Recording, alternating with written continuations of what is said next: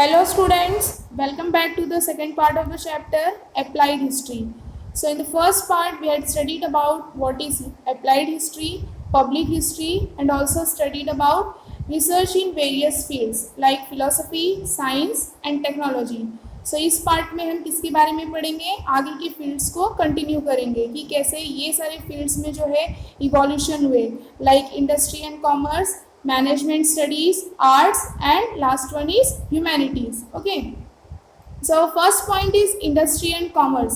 तो जैसे हमने ये देखा कि science and technology and philosophy को आज के प्रेजेंट टाइम का ये तीन फील्ड में अगर अंडरस्टैंड करना है तो हमें किसका नॉलेज होना चाहिए, हिस्ट्री का, मतलब फिलोसफी के हिस्ट्री का, साइंस की हिस्ट्री के बारे में और टेक्नोलॉजी की हिस्ट्री के बारे में. ओके, तो ऐसे ही इंडस्ट्री एंड कॉमर्स को अगर अंडरस्टैंड करना है तो इसके लिए किसकी ज़रूरत है, नॉलेज ऑफ हिस्ट्री. तो our first point is the field of mutual social transaction expands with the growth of industry and trade. Transaction means लेन देन, एक्सचेंज उसको बोला जा सकता है, लेन देन. तो जैसे अगर इंडस्ट्री एंड ट्रेड में ग्रोथ हो रहा है, मतलब रेगुलरली अगर ग्रोथ हो रहा है, डेवलप हो रहा है, तो उसके साथ साथ और भी क्या एक्सपांड होता है, सोशल ट्रांजेक्शन, लोगों का लेन देन. जैसे वो लेन देन आइडिया का भी हो सकता है, ओपिनियन है, कल्चर है, ट्रेडिशन है. ठीक है, क्योंकि वेरियस पार्ट से लोग जो है, अलग अलग एरिया से, अलग अलग पार्ट से लोग बिजनेस करने के लिए आएंगे, जॉब करने के लिए आएंगे. जितना ज़्यादा इंडस्ट्री एंड ट्रेड जो है उसको बढ़ावा मिलेगा, उसका ग्रोथ होगा, डेवलप होगा, उसी तरह जो है पीपल को उतना ही जॉब की अपॉर्चुनिटी मिलेगी, बिजनेस की अपॉर्चुनिटी मिलेगी.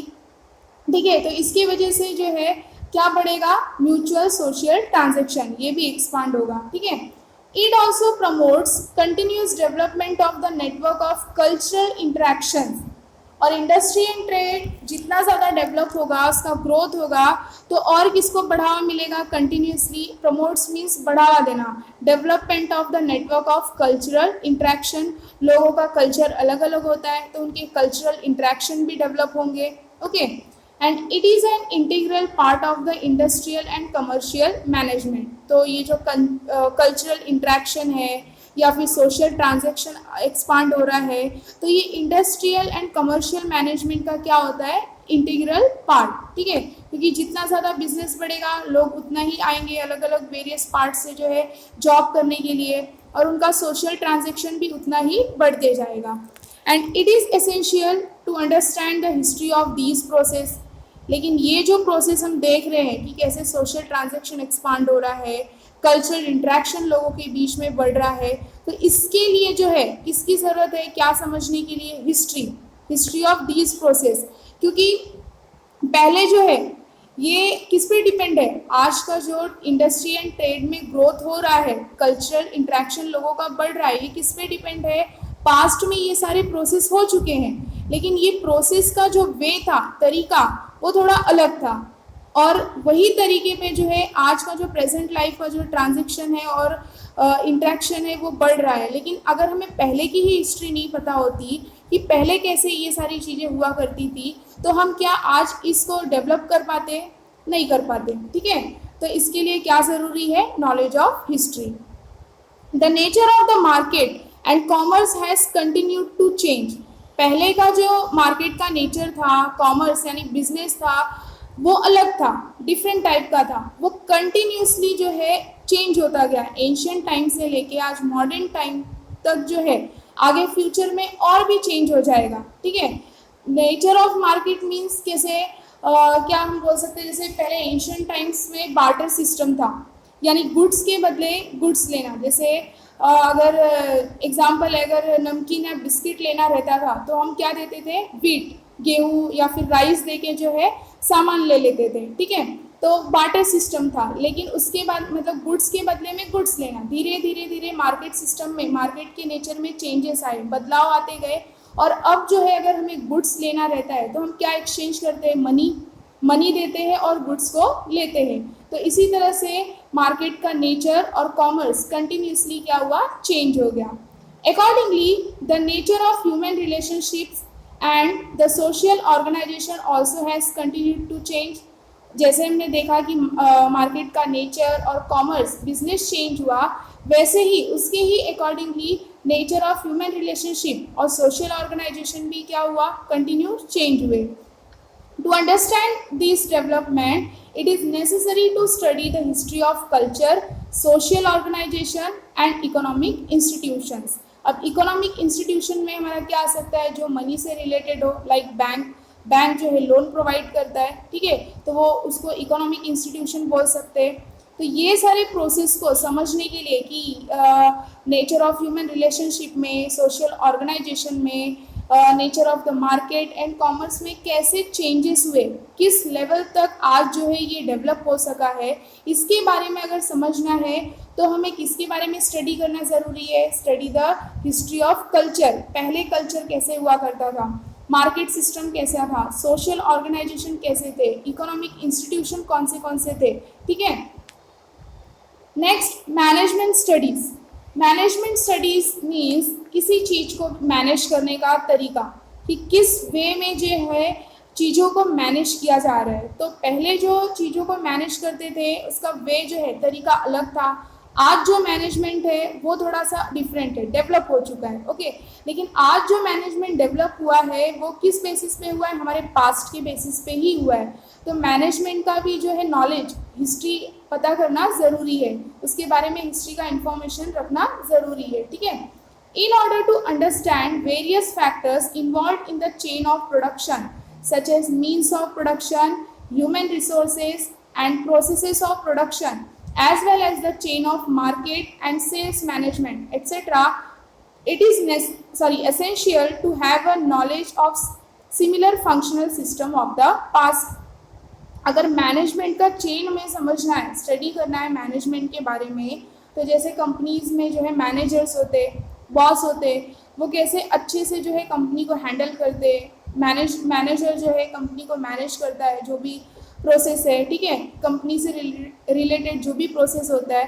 तो वैसे ही अगर हमें चेन ऑफ प्रोडक्शन, जो भी फैक्टर्स इन्वॉल्व है चेन ऑफ प्रोडक्शन में, जैसे मीन्स ऑफ प्रोडक्शन, प्रोडक्शन के साधन, ह्यूमन रिसोर्सेज यानी labour, and processes of production, मतलब प्रोडक्शन हो रहा है तो उसके लिए क्या प्रोसेस यूज़ किया जा रहा है, मशीन यूज़ कर रहे हैं या फिर ह्यूमन रिसोर्सेज ज़्यादा यूज़ कर रहे हैं, ठीक है.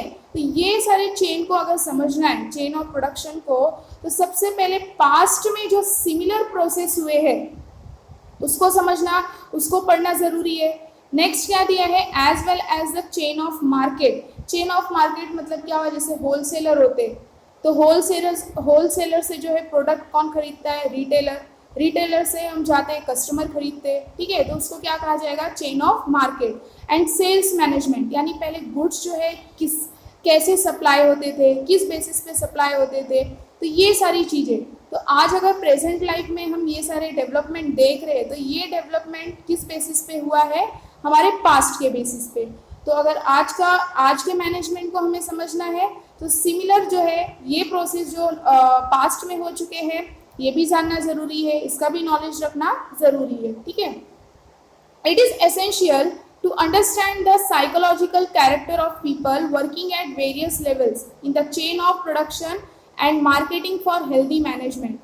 अगर मैनेजमेंट को हेल्दी रखना है, मतलब अच्छे से मैनेज करना है चीज़ों को, तो क्या समझना ज़रूरी है, अंडरस्टैंड करना ज़रूरी है, psychological character of people working at various levels, जो अलग अलग लेवल पे, जैसे इंजीनियर्स है, ठीक है, वर्कर्स जो लोअर लेवल पे वर्कर्स काम करते हैं, या फिर हायर लेवल से इंजीनियर्स हुए, या फिर मेडिकल साइंस में कोई काम कर रहा है, तो उनके जो है साइकोलॉजिकल कैरेक्टर को समझना ज़रूरी है.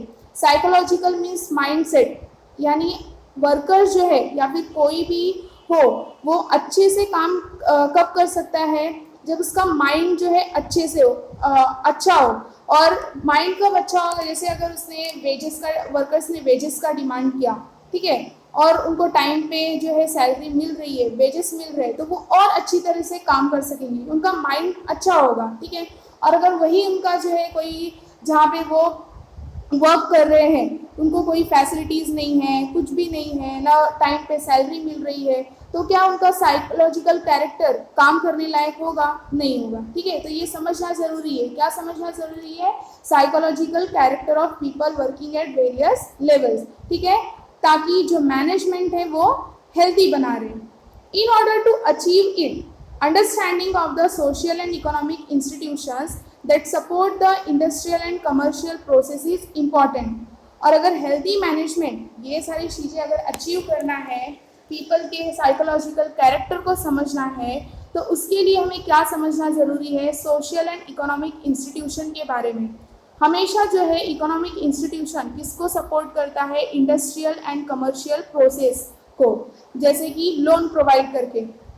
अब जो बिजनेसमैन होते हैं, अगर उनको इंडस्ट्री सेटअप करना है तो उनको लोन लेना पड़ता है, ठीक है, इन्वेस्ट करने के लिए। तो वो ज़्यादा से ज़्यादा जितना इन्वेस्ट करते हैं उनका प्रोडक्शन लेवल बढ़ता है और वो प्रॉफिट कमा सकते हैं।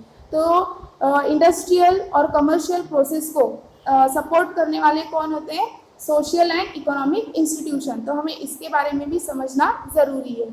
Knowledge of history in this regard makes the management at various levels easier. अगर हमें हिस्ट्री का नॉलेज होगा तो हम जो है मैनेजमेंट को हर एक लेवल पे, वेरियस लेवल पे जो है इजी बना सकते हैं, उसको और ज़्यादा डेवलप कर सकते हैं। अब जैसे कि आज का मैनेजमेंट है, ठीक है, तो हमारे जो फ्यूचर जनरेशन है आज के बारे में अगर समझेंगे, कल को अगर जो फ्यूचर जनरेशन है पहले वो आज के बारे में पढ़ेंगे, मतलब हिस्ट्री के बारे में पढ़ेंगे, तो वो और ज़्यादा जो है मैनेजमेंट को एडवांस बना सकते हैं। ओके, नेक्स्ट है आर्ट्स। आर्ट्स जो है डिफरेंट टाइप्स का होता है, जैसे डांस भी क्या है, एक आर्ट है। म्यूजिक भी आर्ट है, ठीक है। पेंटिंग या फिर स्कल्पचर आर्ट होता है, फोक आर्ट होता है। तो ये सब एंशियंट आर्ट फॉर्म्स हैं। तो आर्ट्स में जो है कैसे डेवलपमेंट हुआ, तो उसके बारे में भी अगर डेवलप हो रहा है, हम डेवलपमेंट कर रहे हैं आर्ट्स में, वेरियस टाइप्स के आर्ट्स में, या फ्यूचर में और ज़्यादा डेवलप करना है, तो इसके लिए किसका नॉलेज होना चाहिए, knowledge of history. It is important to understand the development of various arts forms with the help of their style of expression and their foundation in the form of intellectual, emotional, cultural tradition. It is important to understand कि art forms में, मतलब arts के type में जो भी development हुए हैं, तो उसका जो है ये अगर समझ रहे हैं तो सबसे पहले नॉलेज ऑफ हिस्ट्री की ज़रूरत है। और वो आर्ट फॉर्म को जो है कौन से स्टाइल ऑफ एक्सप्रेशन में एक्सप्रेस किया जा रहा है। जैसे अगर हम डांस ही कर रहे हैं तो डांस में हमारा फेशियल एक्सप्रेशन ज़्यादा इंपॉर्टेंट होता है, ठीक है। तो उससे जो ऑडियंस होते हैं, जो डांस को देखने वाले होते हैं, और भी खुश होते हैं, ठीक है, उनको अच्छा लगता है। और पहले जैसे भी पेंटिंग्स का एग्जांपल ले लो, पहले जो पेंटिंग्स होती थी, चाहे वो केव पेंटिंग्स हुआ, वॉल पे पेंटिंग्स होते थे, ठीक है, तो उसमें एंशियंट टाइम्स के पेंटिंग्स में और आज के पेंटिंग्स में बहुत ज़्यादा डेवलपमेंट हो चुका है, बहुत ज़्यादा डिफरेंस है। और आज की पेंटिंग जो है बहुत ज़्यादा डेवलप कर गई है। जैसे पहले के पेंटिंग्स में जो है नेचुरल कलर्स यूज़ किए जाते थे, और ज़्यादातर तो पेंटिंग्स जो होते थे वो ब्लैक एंड वाइट, और अगर कलर्स भी यूज़ होते थे तो एक दो कलर्स यूज़ होते थे, क्योंकि कलर्स मिलते ही नहीं थे, ठीक है। और आज के पेंटिंग्स में ज़्यादा डिफरेंस है, कलर्स भी हमारे पास अवेलेबल है, बहुत सारे, मतलब वेरियस कलर्स, ठीक है। और उनका जो स्टाइल ऑफ एक्सप्रेशन है वो उसमें भी चेंजेस आए हैं, ठीक है। लेकिन ये चेंजेस हमने कैसे लाए हैं, हिस्ट्री को समझ के, कि पहले जो है आर्ट्स कैसे हुआ करते थे, ठीक है। Next, the key to the expression in any art form, emotional temperament. Temperament means mindset ही होता है। देखिए कोई भी अगर आर्ट फॉर्म को एक्सप्रेस करना है, जैसे मैंने एग्जांपल बताया, डांस, म्यूजिक, पेंटिंग्स, ड्राइंग्स, ठीक है, ये आर्ट फॉर्म ही होते हैं। जैसे भरतनाट्यम वगैरह ये डांस फॉर्म है, ठीक है। तो उसके लिए इमोशनल होना ज़रूरी है, हमारे अंदर फीलिंग आनी चाहिए, हमारा जो माइंड सेट है वो कैसा होना चाहिए, इमोशनल। क्योंकि बिना फीलिंग के अगर हम कोई काम कर रहे हैं तो वो काम जो है अच्छे से नहीं होगा। तो उसमें किसका फीलिंग देखना है, emotional temperament of the artist. And the development history of the respective art form can be understood with the help of cultural history. और अगर आज के प्रेजेंट टाइम में जो भी आर्ट फॉर्म में जो भी चेंजेस हुए हैं, आर्ट फॉर्म जो डेवलप हुआ है, तो उसके लिए हमें क्या पढ़ना ज़रूरी है, कल्चरल हिस्ट्री। कल्चरल हिस्ट्री से ही जो है, कल्चरल हिस्ट्री बहुत ही हेल्पफुल है, जो आज के जो है आर्ट फॉर्म में जो भी लेवल पे, जितने भी लेवल पे जो है डेवलपमेंट हुआ है, इसमें इवोल्यूशन हुए हैं, वो हम समझ सकते हैं, ठीक है। उसके साथ साथ क्या, emotional temperament of the artist. Next, humanities. Humanities means हम उसको ह्यूमन काइंड भी बोल सकते हैं। जैसे अगर इंसानों को, पीपल को जो है बहुत सारे वेरियस सब्जेक्ट पे अगर नॉलेज होता है तो उसको क्या कहा जाएगा, ह्यूमैनिटीज। जैसे ह्यूमैनिटीज में क्या क्या इंक्लूड है, humanities include disciplines like history, archaeology. Archaeology means अगर पास्ट का कोई डॉक्यूमेंट्स है, पुराना डॉक्यूमेंट्स है, उसके बारे में अगर हम स्टडी कर रहे हैं, हमें पुरानी चीज़ें पता चल रही है, तो उसको क्या कहा जाएगा, आर्कियोलॉजी। या फिर हम ये भी बोल सकते हैं कि पास्ट के बारे में स्टडी करना, उसको क्या कहेंगे, आर्कियोलॉजी। नेक्स्ट है सोशियोलॉजी। सोशियोलॉजी मीन्स सोसाइटी के बारे में पढ़ना कि पहले एंशियंट सोसाइटी कैसी थी, अब कैसी हो गई है। Next anthropology. एंथ्रोपोलॉजी मीन्स क्या कहेंगे इसको कि think about something, sorry, anthropology means जो स्टडी कर रहे हैं हम लोग, वर्ल्ड के बारे में जान रहे हैं या फिर साइंस के बारे में जान रहे हैं, सोसाइटी के बारे में जान रहे हैं, उसको क्या कहा जाएगा, एंथ्रोपोलॉजी। ठीक है। नेक्स्ट है political science. Political science means politics के बारे में जानना। Next economics etcetera. तो ह्यूमैनिटीज में क्या इंक्लूड होते हैं, डिसिप्लिन्स लाइक हिस्ट्री के बारे में जानना। आर्कियोलॉजी मीन्स कोई पास्ट इवेंट के बारे में इंफॉर्मेशन रखना, स्टडी करना। सोशियोलॉजी मीन्स सोसाइटी के बारे में। एंथ्रोपोलॉजी मीन्स किसी के बारे में भी इंफॉर्मेशन रखना, लाइक सोसाइटी हुआ या फिर वर्ल्ड हुआ। ठीक है। पॉलिटिकल साइंस, पॉलिटिक्स के बारे में, economics etcetera. To understand the history of the origin and development of these disciplines is an essential part of their learning. तो अगर हिस्ट्री ऑफ ओरिजिन, हिस्ट्री की शुरुआत या फिर डेवलपमेंट, ये जो डिसिप्लिन्स है यानी वेरियस सब्जेक्ट है, ह्यूमैनिटीज़ के वेरियस सब्जेक्ट है, इनकी शुरुआत या फिर ये किस हद तक डेवलप हुए हैं, तो ये जो है ह्यूमैनिटीज़ के लर्निंग का पार्ट होता है, इसके बारे में ये स्टडी करते हैं। ठीक है। मैनकाइंड जो होते हैं, ह्यूमन काइंड, ये इसके बारे में स्टडी करते हैं। All disciplines are suppose to have their origin in philosophy. जब ये स्टडी करते हैं तो ऑल डिसिप्लिन्स, ऐसा कहा गया है कि जितने भी डिसिप्लिन्स है, जो हिस्ट्री देख रहे हैं, एंथ्रोपोलॉजी देख रहे हैं, आर्कियोलॉजी देख रहे हैं, ठीक है, वेरियस सब्जेक्ट, ऐसा माना जाता है कि इनका जो ओरिजिन है, मीन्स इनकी जो शुरुआत हुई है वो किस में से हुई है, फिलोसफी। ठीक है। Ancient people all over the world try to speculate means होता है अंदाज़ा लगाना। जो वर्ल्ड के जो एंशियंट पीपल थे, ये क्या अंदाज़ा लगाते थे, in order to understand the relationship between the universe and human existence. इन्होंने अनुमान लगा के ये पता किया है, समझा है कि यूनिवर्स कैसे आया, कैसे डेवलप हुआ, जो ब्रह्मांड है हमारा वो कैसे डेवलप हुआ, कैसे एग्जिस्ट हुआ, और बाद में उसमें जो है ह्यूमन एग्जिस्टेंस कैसे हुआ, ह्यूमन अस्तित्व में कैसे आए। ठीक है। तो इन्होंने अंदाज़ा लगा के ऐसे बताया है, और फिर बाद में इन्होंने यूनिवर्स और ह्यूमन एग्जिस्टेंस का रिलेशनशिप भी बताया है, समझा है। Okay. It gave rise to various mythological stories about the origin of this world. और बाद में उसी में से जब इन्होंने ये अंदाज़ा लगाया वेरियस सब्जेक्ट पे स्टडी करके कि यूनिवर्स और ह्यूमन एग्जिस्टेंस का क्या रिलेशनशिप है, फिर धीरे धीरे उन्होंने क्या बताना शुरू किया, क्या राइज हुआ, वर्ल्ड के ओरिजिन में से वर्ल्ड के ओरिजिन के बारे में उन्होंने माइथोलॉजिकल स्टोरीज बतानी शुरू की।